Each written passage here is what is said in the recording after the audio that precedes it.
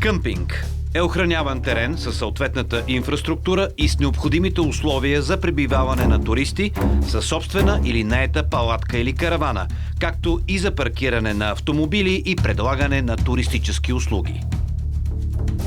Това е дефиницията за къмпинг, записана в Закона за туризма.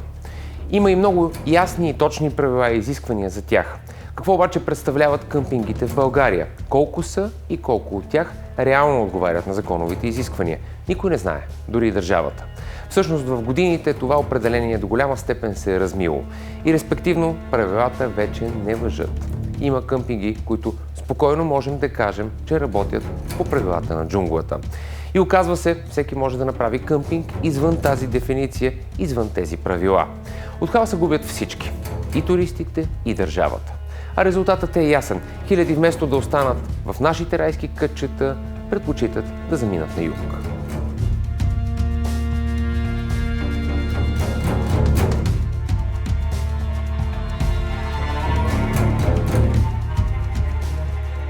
Първата ни спирка е един от най-популярните къмпинги на Южното ни Черноморие – къмпинг Арапя. Всички го наричат къмпинг, но всъщност той от години не е и не прилича на такъв и съответно не отговаря на изискванията на закона. Всъщност Арапя се оказва едно селищно образование, където на едно място битува градския и природосъобразния начин на живот. Каравани, палатки, бунгала, къщи и хотели съжителстват през цялото лято. Така законът е позволил на едно място да се съберат дивото и бетона. Преди години обаче Арапя беше къмпинг, истински къмпинг, с управа, рецепция, правила и ясно определени места за палатките, караваните и бунгалата. Ето така е изглеждала Арапя преди. А така изглежда днес. Георги е един от собствениците на земя на територията на бившия къмпинг. Сега, като всички останали, си е направил един микрокъмпинг с каравани, палатки и бунгала. И казва, че има много коренна разлика от времето, когато Арапя се стопанисваше от Балкан турист. Фактически къмпинга се раздроби на малки единици, което води до експлоатация на всички частници, всякой да се използва земята. На времето, когато наследихме къмпинга от Балкан турист, направихме такова сдружение и експлоатирахме целия къмпинг като една самостоятелна единица.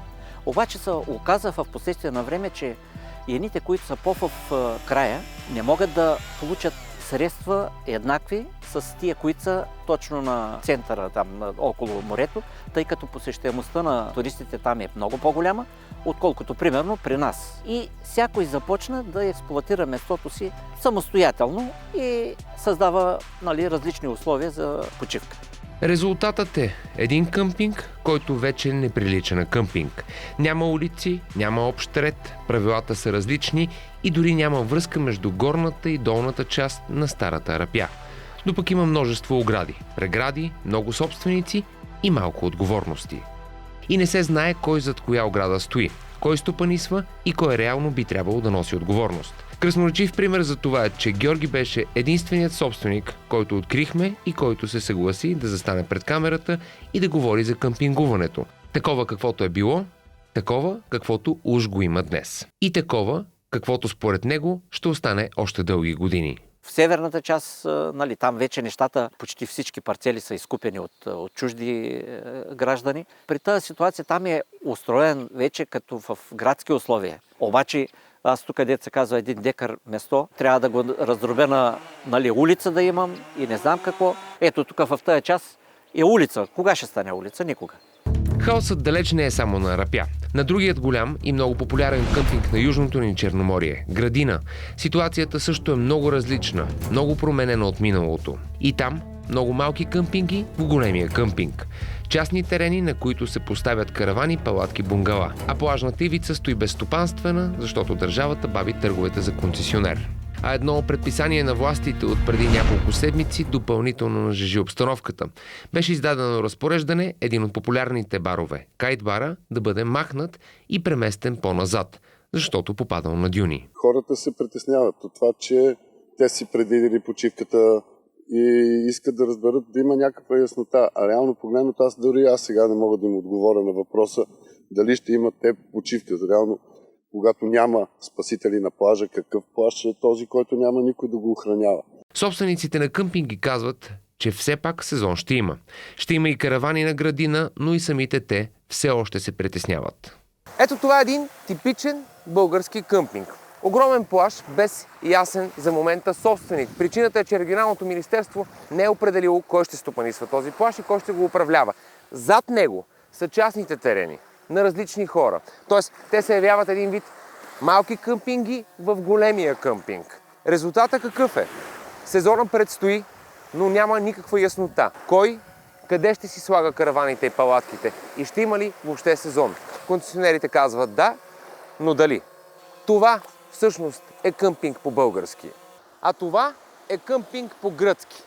Няма много собственици, има само един собственик и всичко вътре е едно.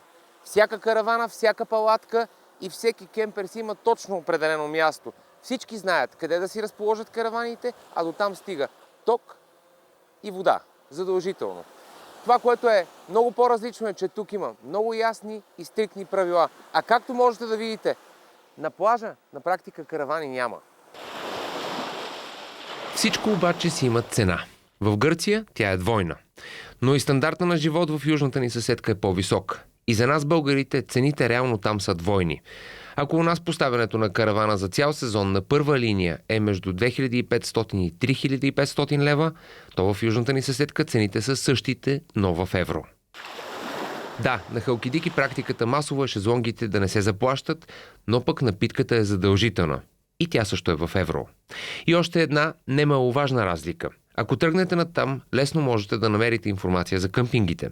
Там, за разлика от България, си ги знаят и то много добре. На Халкидики има 38 къмпинга на цялата територия, на трите ръкава. 26 са на Ситония, 4 са на Атос и Амуляни и 8 са на първия ръкав, Касандра. На първия ръкав имаме повече хотели, къщи, апартаменти. На втория ръкав имаме повече места с натурална природа. Няма толкова много бетон, няма големи градове. Има и ясни правила. Първо тук, за да имаш къмпинг, минимум ти трябват 15 декара. По закона тази земя трябва да е оградена. И вече вътре, съответно, бройките на караванки, трябва да имаш съответните брой тоалетни, дебит питейна вода, пречиствателна станция вече от новия закон е задължителна.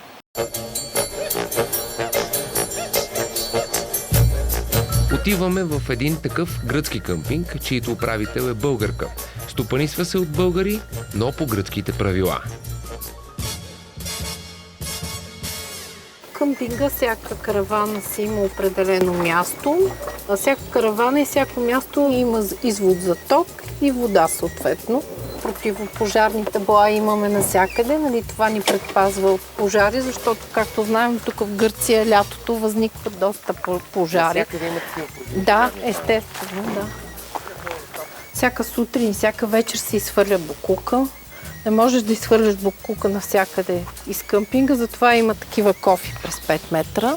Това е мъжката баня. Тук имаме и за инвалиди. А помните ли банята на един от българските къмпинги?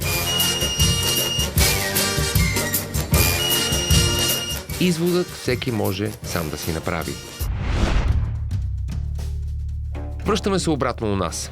Тук къмпингуването създава и друг вид напрежение. Така нареченото диво къмпингуване, което съществува в целия свят, и опитът на правителството да го забрани предизвикаха масови протести. Искаме природа, не искаме бетон! В крайна сметка правителството даде заден и премахна тази рестрикция, но това по никакъв начин не разрешава проблемите на самите къмпингуващи и на местните хора. На север, един от плажовете, заради които имаше много протести и много напрежение, Карадере, е типичен пример за това. Там се сблъскват интересите на хората, които искат да къмпингуват сред дивата природа, и интересът на частен инвеститор, който иска да строи и който е изкупил много от граничещите с плажната ивица ниви на местните хора. В края на сезона Карадере е в ужасно състояние. Хърти, боклуци, бутилки. А човека, който иска да строи там, който е закупил към 300 декара земя, би направил един чудесен къмпинг с ток, с вода. В Бяла не остават бакути, защото си изхвърляте. Там горе има, даже тук идват, аз съм ги виждал лично, защото тук е голям контейнер, като минават и швърлят. Аз също не съм съгласна да се развали това нещо. Да не строят плътно до плажа, нали, големи хотели, тези големците изкупиха ни плажната ивица. То е една политика, ми се струва, че те искат да дърпат хората към хотелите, да си почиват към хотелите, вътре в хотелите. Обаче народа пък иска естественото. Иска да отива на палатки. А ако се върнем на казуса Царапя, решението изглежда още по-сложно. Всички смятат, че там проблемите идват от липсата на общ градоустройствен план, който вече години обикаля съдилищата. Той е в 9-та година, вече няма хипотеза, която да не е преминала през Върховен съд, този общ устройствен план, и доколкото зная се изучава в Харвард като лоша практика на планиране. Не сега, истина. Страшен казус, който да учи студентите как не се прави. Ние минахме през 7-членен състав на Върховния съд. Заради общия устройствен план на Царево се смени закон, в който заповед на министър стана необжалваема.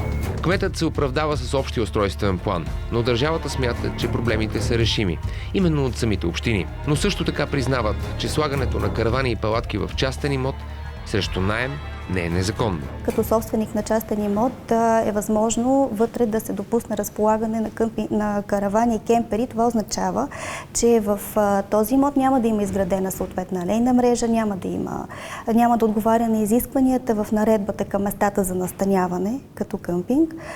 Просто ще е поземлен имот, в който се разполагат каравани за отдих и почивка. Ако събира пари, точно за това, според мен такъв регламент единен в момента липсва. В Министерството на туризма се работи по създаването и на регламентиране за къмпингуване, относно възможности за къмпингуване извън категоризираните обекти, какъвто би бил и поземлен имот на частния собственик. Проблем, който и общините отчитат. Трън в очите за кметството в Царево е плажа Корал, където официално къмпинг няма, но на частен терен се къмпингува от години. Къмпинг Корал не е къмпинг.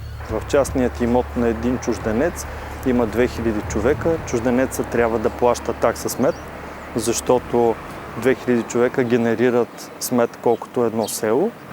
Само че тези 2000 човека казват, това е част от природата, нас не ни интересува. Живеем и си тръгваме. Собственика на имота казва, аз дори не съм в тази държава, защо искате от мен да плащам? Ако 2000 човека живеят в една територия около 5 декара, за един месец на тях са им необходими приблизително около 2 тира и половина храна. Така на обем да ги сметна. 2 тира и половина храна и още 4 тира вода и течности.